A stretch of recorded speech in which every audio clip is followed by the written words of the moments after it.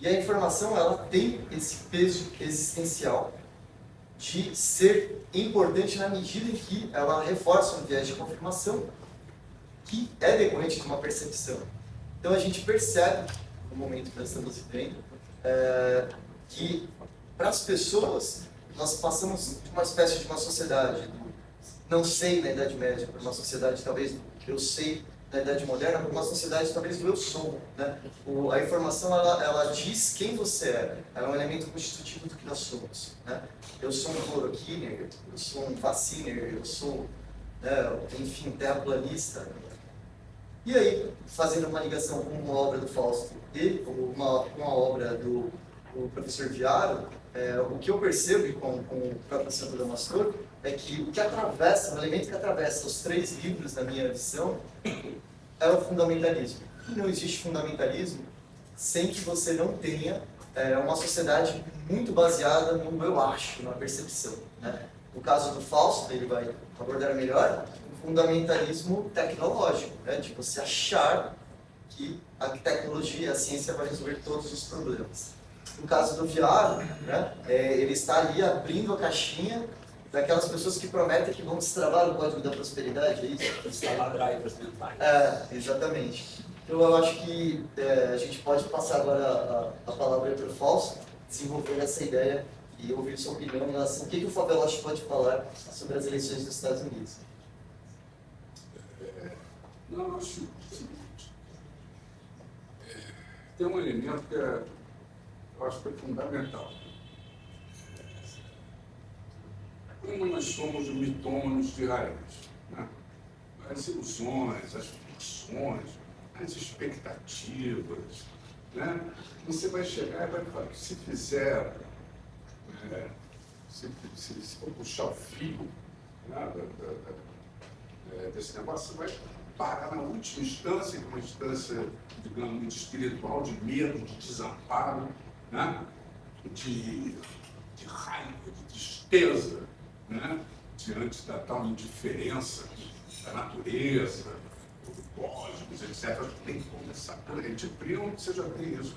Todos nós. Né? Cada Tamagotchi, cada fé que vem, né? O Pedro Longuer repete essa postura. E isso em função dessa aberração que a gente tem, que é a mente, que é a autoconsciência, com da morte, imaginação, linguagem, né? Capacidade engenhosa, né? A gente tem uma situação sempre de fragilidade. Então, acho que isso aí já é um escambau ontológico do qual a gente não escapa. Então, isto que está sendo discutido aqui é uma atualidade disso levada ao extremo. E por que é levado ao extremo? Porque nós vivemos tempos, não só extremistas, mas de extremos também, de tudo isso que ele falou aqui, de tudo que conte. É como se você pegasse, eu sempre gosto de citar um jesuíta, que é o Teilhard de Chardin, né? E tem atmosfera, tem ionosfera, tem hidrosfera, e tem uma coisa chamada noosfera. Ele disse que vai chegar um ponto em que a produção de símbolos, de mitos, de sentimentos, vai formar uma espécie de carapaça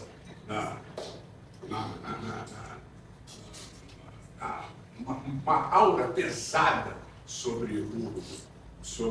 envolvendo os bilhões de seres humanos, né?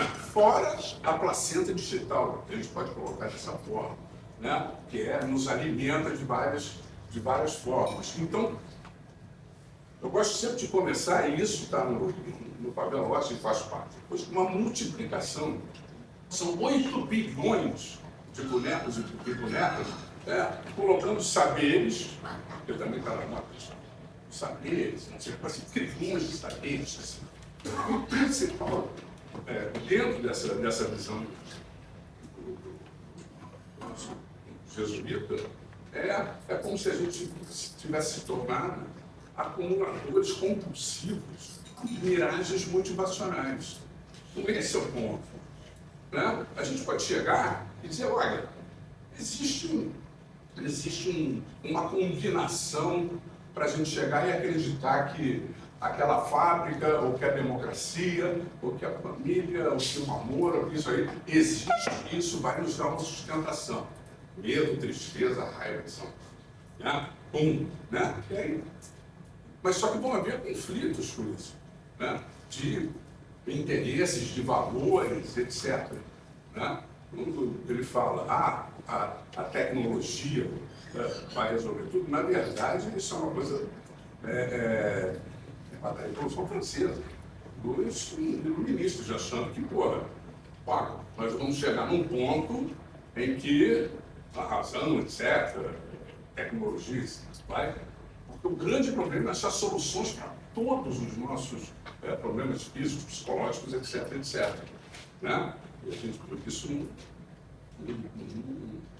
não aconteceu dessa forma e não acontece porque nós estamos complicados, difíceis, frágeis, agressivos, pacíficos, etc.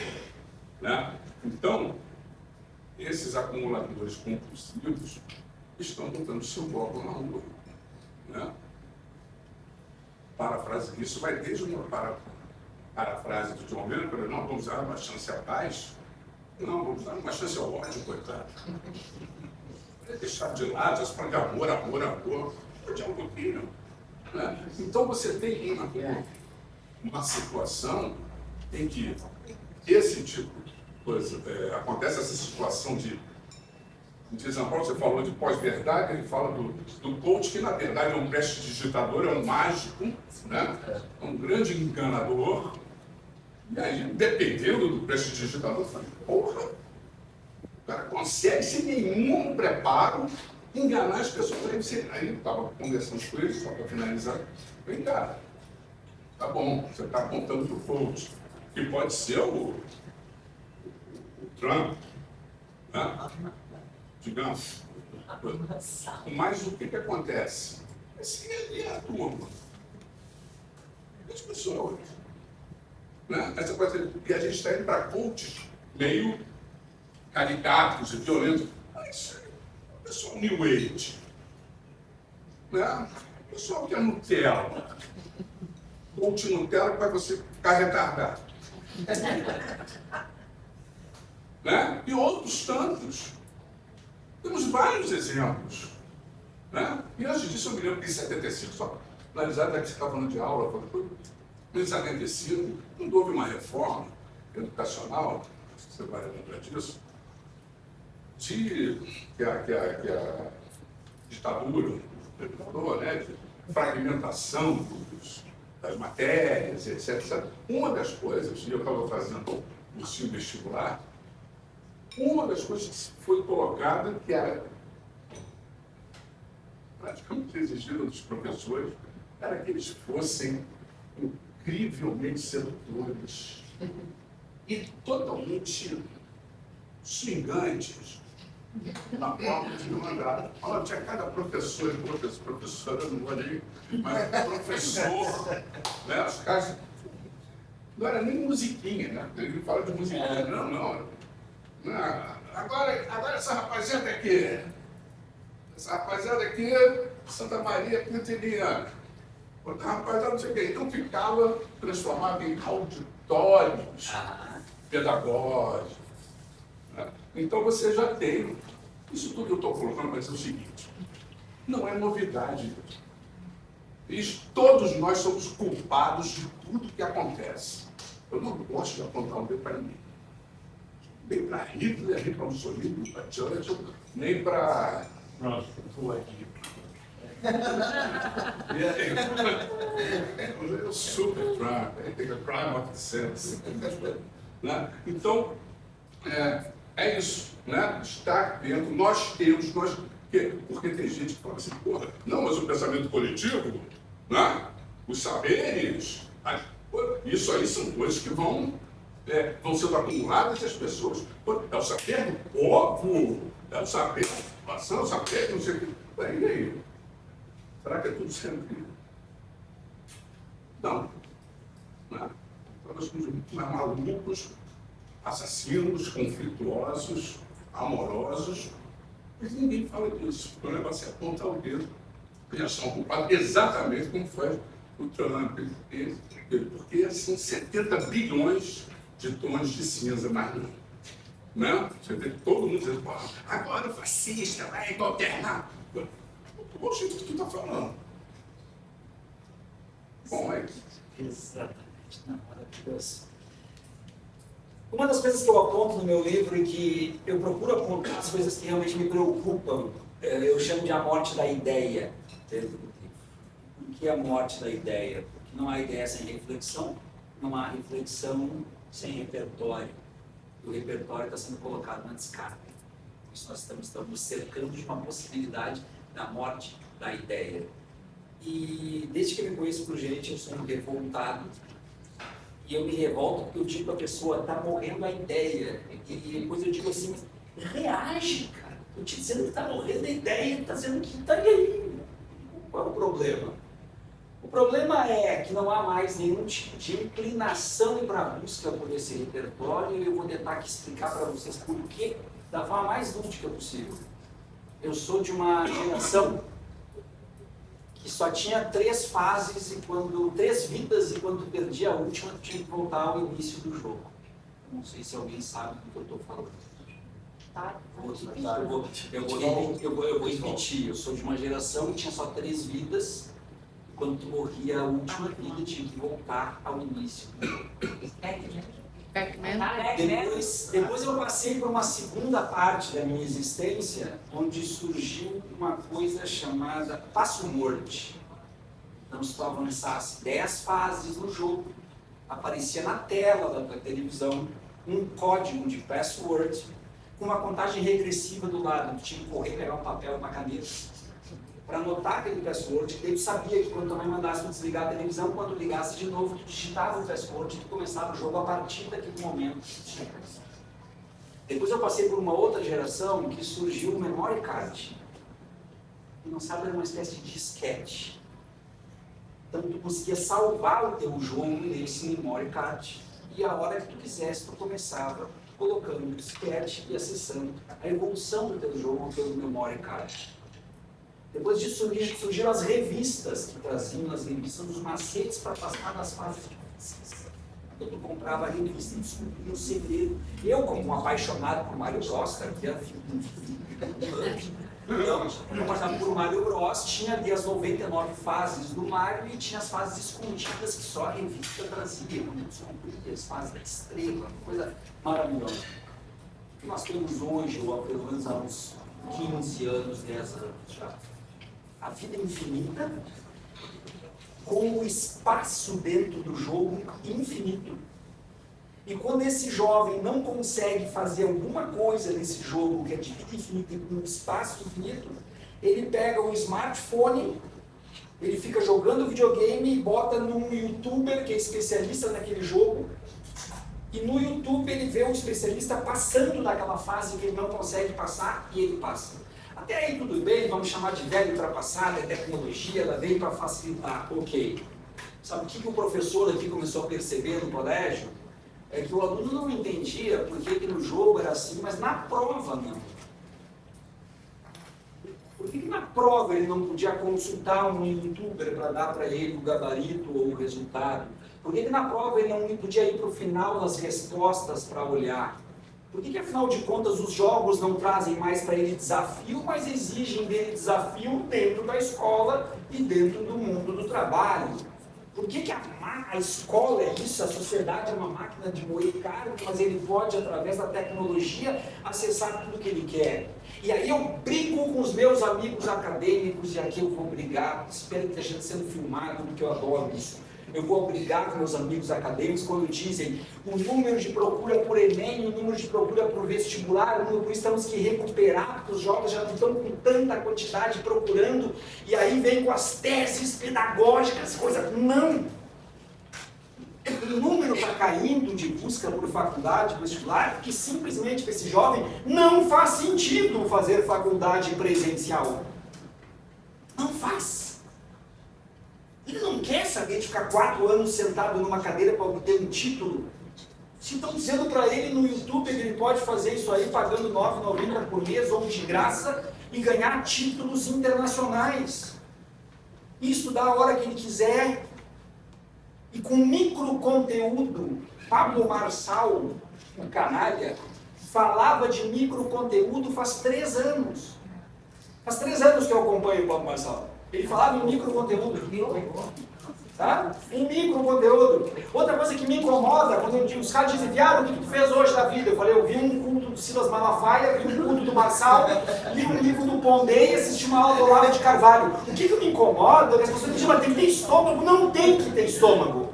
A gente não enfrenta o pensamento oposto com o estômago, mas sim com o cérebro. Não tem que ter estômago, tu tem que fazer isso se tu te propõe a isso. Quando foi que caiu a ficha para mim? Quando eu estou na pandemia, dentro de um apartamento de 25 metros quadrados, era o meu apartamento funcional em São Leopoldo, no Rio Grande do Sul. Eu estou nesse apartamento, 25 metros quadrados, estou sentado com a minha televisão aberta, assistindo o curso de um self-coach.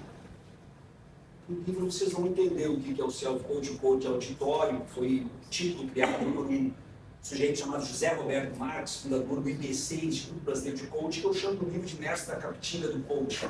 Tá?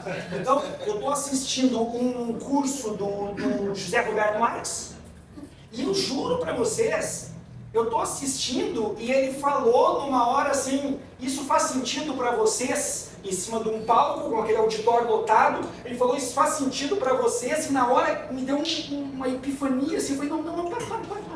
Dei pausa na televisão, abri meu computador, coloquei um culto do Malafaia, deixei a TV, o culto do Malafaia, o smartphone aqui e fui assistindo o culto que eu já tinha visto na semana passada e vi coisa, e eu vi que o José Roberto Marques usava isso, faz sentido para vocês, no mesmo momento e com o mesmo viés de confirmação que o Malafaia dizia, amém, irmãos? Na mesma hora! A mesma minutagem de palavras bíblicas e de coach, com a mesma provocação da plateia, o coach dizendo isso faz sentido para vocês e o pastor, amém, irmãos? Fui, não, para tudo, eu vou enlouquecer. Para tudo. Olhei de novo e comecei a apontar e anotar. Aí eu criei o conceito que está dentro desse livro, que eu confesso que eu tenho um carinho muito grande por esse conceito que eu criei, que é o neopentecostalismo. Está aqui o conceito de neopentecostalismo, que foi então quando eu mergulhei nas características e semelhanças entre os pastores neopentecostais e os self-coaches, os coaches de auditório, que traz então não só esse amém, irmãos, isso faz sentido para você, mas toda uma estrutura, toda uma catarse, toda uma provocação de transe, todo o joguete.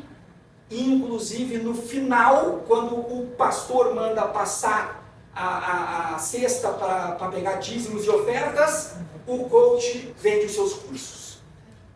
No mesmo momento, na mesma hora.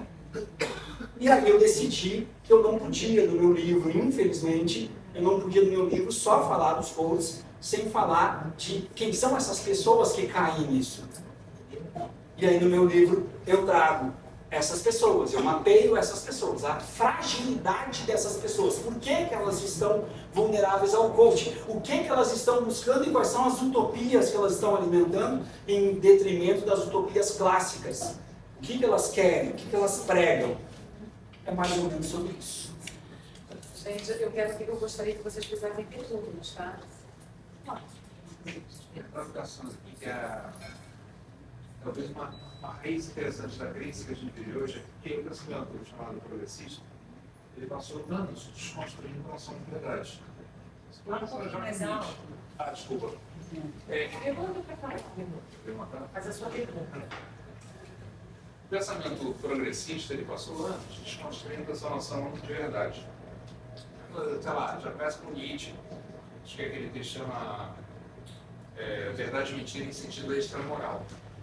Então, teve uma erosão forte nessa ideia do fato, da verdade, que a própria esquerda, sei lá, não sei qual é que a gente vai usar, se comprou nisso. E agora, a gente está lidando com um dilema de trabalhar com a noção de fake news como uma ameaça séria à democracia ocidental, às democracias, né? Então, como você lida com isso quando a própria ideia de verdade ela já foi totalmente desconstruída? Qual é o fundamento que a gente vai usar para poder trabalhar nessa sociedade, nessa cultura em que não existe mais uma noção de verdade? E, por outro lado, quando tem os fatos alternativos e as fake news, a gente sofre esse risco tremendo de que essas fake news, por exemplo, vão minando progressivamente a democracia. E a vida humana, né? Coisa vacina, ciência, que são as tendências que a gente vê hoje muito claramente, não só na direita, mas na esquerda. Eu queria complementar. Bom, eu acho que já passou da fase da ameaça, né? Já estamos muito, meio já estragou, né? Agora tem um outro lado, que é o lado, a educação está toda bagunçada, isso está tudo horrível. Agora tem um outro lado, que é o lado da... Por exemplo, no Brasil, diferentemente da Europa, a gente teve aqui houve um resgate da visibilidade dos pretos, dos direitos dos pretos. Você liga a televisão, as novelas são pretas, a propaganda da preta, LGBTQIA+, pelo menos nas capitais, no interior não é assim. Isso também tem um lado positivo, né? Eu queria que vocês comentassem um pouquinho disso também. Inclusive, eu falo que a gente está vindo gente que está começando a estudar o que aconteceu aqui. É uma coisa assim, fora do normal. Muito boa a questão. Até porque um dos marcos da filosofia, para quem estuda a pós-modernidade, é justamente essa ideia, né, de que a ciência ela deixaria de buscar a verdade, ela passaria só a ter uma característica de busca de performance. Aí você entra naqueles filósofos franceses todos ali do pós-estruturalismo, né, que passam a discutir a questão da verdade, não ser atingível, etc. O problema que eu enxergo aí, que também está, acho que relacionado ao Fausto colocou bem até, o primeiro momento de relativismo que a gente pode falar, olha, o mundo não pode ser absolutista do ponto de vista moral, é a Revolução Francesa, com certeza. Só que aí houve uma exacerbação disso até para a busca, na verdade, fenomênica, né? Isso aqui é madeira ou é ferro, né? E hoje o fato alternativo admite até essa discussão. O grande problema que eu enxergo é o seguinte, quando você absolutiza o relativismo, você não deixa nada. É necessário, tudo bem, nós podemos imaginar que uma sociedade plural precisa mesmo ter várias fontes, várias opiniões, etc. Mas, para a sociedade funcionar, tem que haver um mínimo de consenso. E o que eu enxergo é um certo esgarçamento desse consenso mínimo. E aí entra a pós-verdade. A pós-verdade é isso, né? A gente, até o mentiroso, e político mentiroso é quase, né? Até o mentiroso, ele diz a mentira referenciando a verdade. Essa é a grande sacada da pós-verdade. Enquanto na pós-verdade, a discussão é outra. Não existe um consenso nem para ter um debate esquerda-direita. Né? Começa a criar um debate de maluco, né? De cloroquina, etc. Eu sinto exatamente isso que você falou. Que a esquerda talvez tenha aberto essa portinha, talvez as universidades, por exemplo, em Frankfurt, a escola de Frankfurt talvez tenha ajudado os próprios pensadores franceses. Mas do mesmo jeito que a esquerda ela deixou de ser revolucionária em grande medida, e a direita hoje é mais revolucionária, né? É quem realmente prega o movimento das instituições, etc., eu enxergo que essa busca de destruição do consenso, etc., ela é extremamente atraente também, né? O discurso de, olha, isso está tudo bem, vamos melhorar aos poucos, é um discurso muito mais progressista hoje, na verdade, né? A gente avançar gradualmente. Por exemplo, estava agora, antes de começar aqui o evento, eu recebi a visita do professor Daniel Arão, que todos devem conhecer, que foi um combatente mesmo de esquerda, e hoje ele comenta, né? Ele fala, às vezes, ele fala, Fausto, eu me sinto conservador, né? Eu sou muito mais conservador do que esses caras da extrema-direita, no sentido de ser necessário conservar alguma coisa para a gente evoluir, a partir desse consenso mínimo. Né? E o risco que a gente enxerga é justamente a destruição de qualquer consenso. Agora eu sinto também uma coisa, não sei se vocês concordam comigo. Quando a sociedade ela tem uma base de prosperidade, aqui eu vou falar com bastante cuidado, porque é evidente que o mundo tem um monte de problemas, mas quando existe uma base de prosperidade mínima, uma estabilidade mínima, que todos nós sentimos, desde as pessoas com menos condições até as pessoas que têm mais condições, que nós estamos avançando ainda que um passo de cada vez, porque existe uma certa preservação institucional, uma certa segurança biológica, de segurança pública, etc., me parece que nós somos, não deveríamos ser, mas nós somos mais propensos a abrir mão do consenso e começar a absolutizar o relativismo. E eu falo isso, isso não é da minha cabeça. Quando que a imprensa voltou a ser valorizada, a imprensa tradicional, os jornais, televisão, os governos mais ou menos foram ouvidos, né? Da pandemia. Né? Da pandemia você tem um aumento nas assinaturas de jornais, etc. Porque me parece que quando a sociedade ela é colocada em xeque, né, ela é naturalmente mais cautelosa na escolha desse tipo de relativismo. Né? Isso reforça o que a Valéria começou falando. O nível de emprego dos Estados Unidos é pleno emprego. Nós estamos falando em 4,5%, 5% de desemprego. A inflação é baixíssima. Né? Por que as pessoas estão dizendo o contrário? Aí entra em tudo que nós vimos falando. Eu acho que nós estamos, de certa forma, vivendo um momento. Eu gosto muito de uma expressão que o Fausto usou para definir a obra dele, inclusive o Fadeloche, um estado de fricção científica, né? Não é um estado de ficção. Gostaria que você abordasse esse conceito aí, em comparação com a nossa realidade.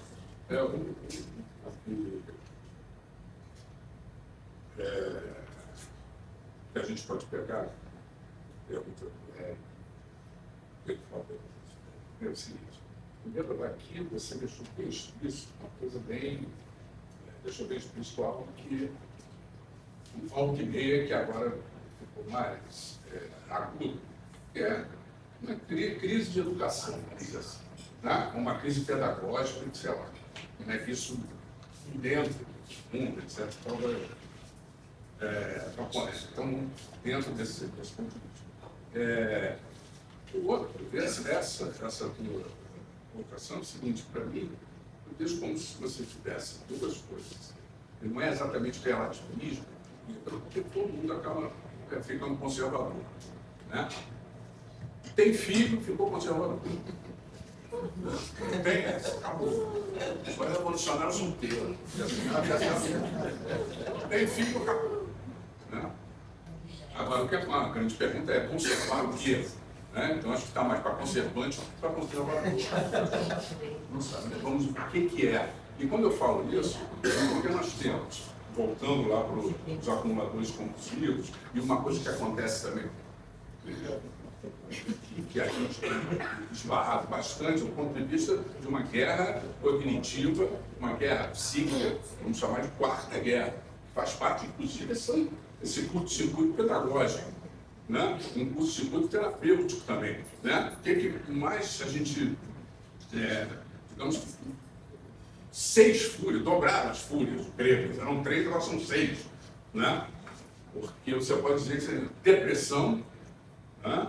Ansiedade e narrativas, que aí engloba as verdades, isso pelo exatamente por vários pontos de vista que eram títulos de esquerda, vamos puxar o tapete, aí me lembra até do nosso querido Nelson Rodrigues, né? O cara falou, porra, aqui, mas o videotape disse, você viu o videotape? Pô, pior para o videotape. Né? Então existe, e quando você falou da verdade, aquela frase clichê de artista, né? Não, eu falo verdade através da mentira. Ou de ficções, eu falei das ficções, das ilusões que nós amamos, na verdade. Né? É isso? Então, tem uma disputa, um empate técnico entre o que é você querer a ordem, um básico instinto de ordenação, um básico instinto de consenso, de harmonia ou de equilíbrio social, que eu prefiro, não é desigualdade, mas equilíbrio social, né? Que é nosso, mas existe uma gigantesca algaravia, uma grande avalanche apocalíptica. Quando eu falo apocalíptico, no sentido de revelações, né? neste sentido, não no sentido enfim, do final, dos tempos, etc., que também cabe, porque dentro dessa crise pedagógica, disso tudo que a gente está falando, que eu coloquei lá das ilusões das ficções, existe uma coisa chamada milenarismo. Não vai acabar. Então, todos nós queremos segurar a onda. Puta, tá foda, tá? Como é que vai ter uma terceira guerra? Vai ter, pô, já tem uma no Oriente Médio, tem uma ali na Rússia. Pô, quando teve a segunda, eram 3 guerras. Tá faltando só a China chegar junto de Taiwan, os Estados Unidos fazer, e a gente volta ao normal. Né? Teremos uma quinta guerra, mas essa guerra psíquica, ela tem uma das coisas, é isso, o conservadorismo, a gente quiser, se a gente quiser chamar de consenso, como você está falando, versus essa avalanche de revelações, né? Que não é mais um relativismo, né? Porque você estaria só pesando as coisas, etc. Versus não tem. É quase como se os fundamentalismos, aí a gente pula para as seitas, né? As manzas. Então, você chega aqui, né? Você chega e coloca um forte, coloca uma almofada, aí a pessoa diz assim, pô, beleza. É o auge do pertencimento e vai contra aquelas ideias para onde a pedagogia deve levar. O que é? A autonomia, a emancipação crítica, que é o assunto que deixa você nervoso, porque vamos filhos da puta. Porra, o cara não, quero que a pessoa, né? E tem vários. De Nietzsche a New Age. Você vê uma coisinha dentro de você. Né? Quer abrir a cabeça. Não, que abre a cabeça é uma picareta. Os caras abrir minha consciência. Né? Então nós temos uma coisa importante que é nunca o ser humano esteve tão espelhado. E espelhado bem em substância, bem morto.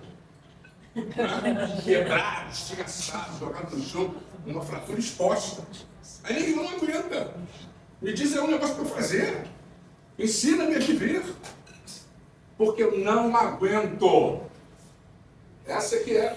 Ah, não, o ser humano é legal, caralho. Né? Tem toda uma possibilidade. Eu sei que pedagogicamente a gente tem que data vénia, né? Eu sei, tudo bem. Né? Mas eu acho que a desconfiança em relação ao ser humano é mais interessante. Entendeu? Né? Então o pessimismo é mais tesudo. Né? Chega, porque não posso a pessoa ali ver. E acho que vivemos nós todos agora, não todos, eu falei das 3 fúrias primeiras, mas tem outra. Tem outras 3, com palavras bem simples, sabe? Hecatombe. Todos estão esperando. Não, eu quero que o mundo fique legal, porque eu quero. Mas no fundo, esperando um acontecimento foda aí. Vai ser o bagulho vai ficar nervoso. Não, fica tudo direitinho, vai pegando, vem cá, pega que legal. Aí tá ali. Diáspora. E não é só essas das tribos identitárias importadas de uma esquerda americana e que nem não tem colonialismo. Né? Uma certa militância, né, que estraga tudo. Mas não é só essa diáspora, essas diásporas. E você deve concordar que deve ter uma militância aqui, você é um pesquisador, prejudica isso. Certos radicais. Eu não vou fugir da pergunta. Né? E ainda tem mais uma aqui, tá? E a gente vai se encaminhando para o final.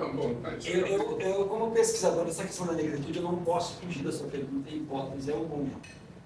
Eu sei já tudo que eu me compliquei no meio acadêmico por causa desse tipo de pergunta. Sei.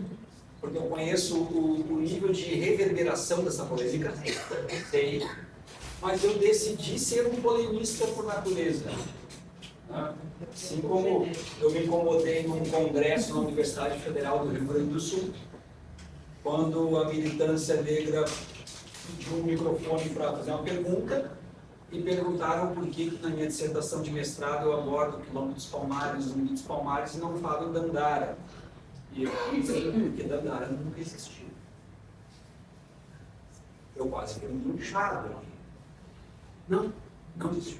Dandara, não. Mas é uma construção social importante. Ela representa as mulheres que lá existiam. Foi dado um nome e criado uma pessoa. Aí quando a pessoa disse, mas quem é tu para falar? Se tu é um homem branco, etc. Então perguntem para o Ney Lopes. Os maiores intelectuais negros neste país. Foi o primeiro a dizer Dandara. Inclusive, a fonte que eu cito na minha pesquisa é Ney Lopes. Então, quando a gente fala dessa questão de a novela Lista Negra, a propaganda Lista Negra, os LGBTs, isso, aquilo, aquele outro, a raiz de tudo isso parte de uma necessidade, sim, de uma importância, sim, mas de um erro absurdo. O erro de dizer que a cor da pele vai fazer automaticamente com que todas as pessoas concordem. Vai dizer que o gênero vai fazer com que todas as pessoas daquele gênero concordem. Vai dizer que a orientação sexual vai dizer que todas aquelas pessoas têm a mesma ideia e o mesmo posicionamento porque possuem aquela orientação sexual. Isso faz uma criança de 5ª série rir. Exatamente. Quem mais é desorientado De sexual? 5ª série rir. Até porque a Irmandade Preta é uma invenção do português branco. O conceito negro surge, sabe onde? No Brasil. O negro africano descobre que é negro quando vê o português chegar. Ele nunca tinha visto uma pessoa preta. E o português faz o quê? O português começa a organizar a sua carga nos tumbeiros, que nós chamamos de navios negreiros, mas eram conhecidos por tumbeiros, porque eram tumbas onde as pessoas de fato morriam na travessia do rio chamado Atlântico. Está lembrado a obra inolvidável de Alberto da Costa e Silva?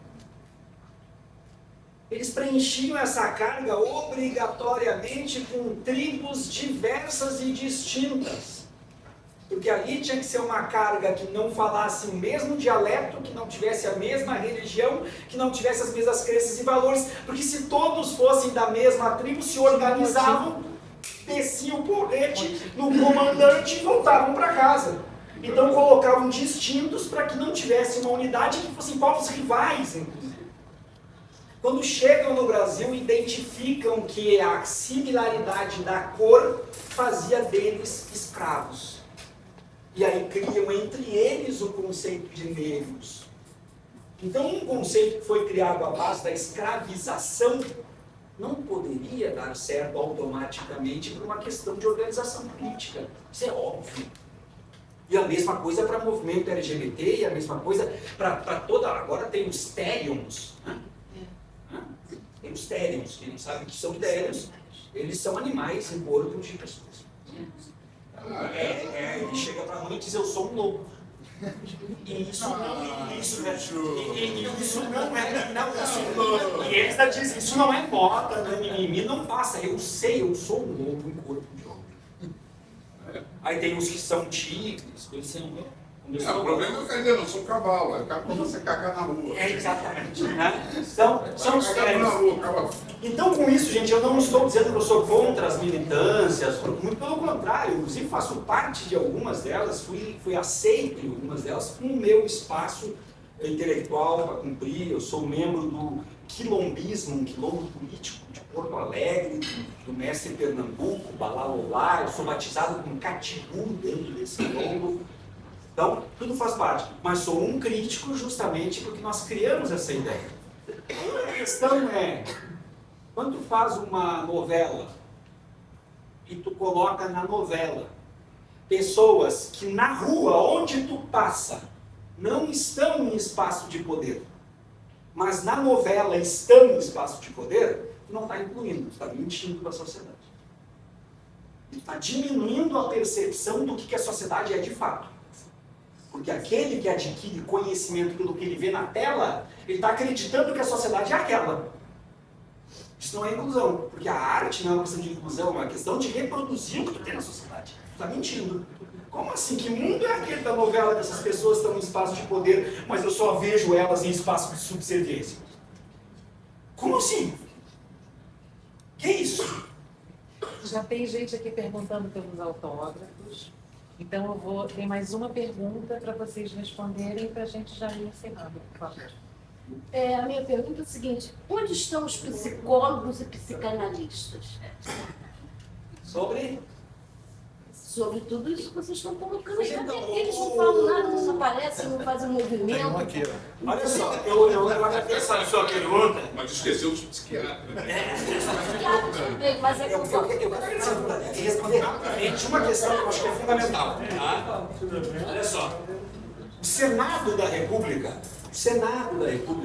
teve a oportunidade de legalizar o coaching. E o que seria legalizar? Legalizando, tu também criminaliza. Tu legaliza, tu diz o que é e o que não é, o que pode e o que não pode, e tu define punição. O Senado da República teve a possibilidade de fazer isso, foi uma audiência pública, e o meu querido senador gaúcho do Partido dos Trabalhadores, Paulo Paim, arquivou de uma forma vergonhosa. E convocou a audiência pública para cumprir protocolo somente com coachings, sem o contraditório. Ali eles falaram, está no YouTube, gente, ali eles falaram que eles curam dependência química. Eles falaram absurdos e foi arquivado o projeto de lei que era para legalizar ou para criminalizar. Para quem não sabe, eu sou jornalista do Diário do Centro do Mundo, canal DCM, falo aí para 20 mil pessoas por semana, mais ou menos. No meu canal não, eu sou jornalista do canal, chamamos o senador Paulo Paim. E aí, desculpa a expressão gaúcha, mas me caiu os butiá do bolso. com a resposta do senador. Ele disse que ele decidiu arquivar e não acha certo criminalizar os palestrantes, ou seja, o senador Paulo Paim, palestrante e coach é a mesma coisa. Então, 3 coisinhas aqui. Saltando fricção científica, porque fricção científica tinha a ver com especulações, com descontrole, com isso, com aquilo, enfim, uma certa coisa. E fricção é porque a gente já vive em contato o tempo todo com os gadgets, com as empilharias, então a gente está mais em contato, e daqui a pouco vai estar tudo, sei lá, tipo de que forma. Uma outra coisa que é isso, é o seguinte. Se a gente tivesse realmente a coisa da dissociação cognitiva, fosse o normal da gente. Só um exemplozinho, né? O cara chega e fala, né? Você fala uma vez, o cara cura isso, o cara cura, uma nos Estados Unidos, acho que foi na década de 70, 80, ou mais para trás, uma rapaziada, uma dessas, né? Foram uma seita de esperar o fim do mundo num certo lugar, né? E, obviamente, jornalistas e tal foram ver porque eles eram muito barulhentos e esquisitões, etc. Né? Não veio o fim do mundo no dia. Colocaram a data lá. Aí foram perguntar, porque a frustração deles, né? Aí eles falaram, não. O mundo não veio porque nós estávamos aqui. Olha a sutileza da... Impedimos. Nós impedimos, então eles continuaram dentro da seita. Porque, mano, então isso, olha só, isso, dando esse quanto para dizer, por isso o Trump está lá. Ninguém vai barrar, porque não tem democracia, não tem, não tem. Não é por aí. E é esse o grande ponto. Porque se você disser assim, ó, o que nós vamos fazer? Tá bom, então tá lá a Escandinávia, meu querido. É um exemplo, é o Shangri-La. Não é isso? Social-democracia, é o óbvio. Mas você olha para o mundo é 70% com estados falidos, ditaduras. Né? Vai lá Singapura, limpinho. Ditadura. Vai mascar um chiclete fora da cabeça. Vai estar lá limpinho. Está entendendo? Então, este é um ponto que a gente tem que pensar sempre. E, finalizando, o Favela Oeste, dentro do fundamentalismo comercial e dos coaches religiosos e tudo misturado, a gente chega para a religião, dentro da religião, para qualquer pessoa, misturando seitas, misturando política, misturando tudo, e pergunta: qual é a sua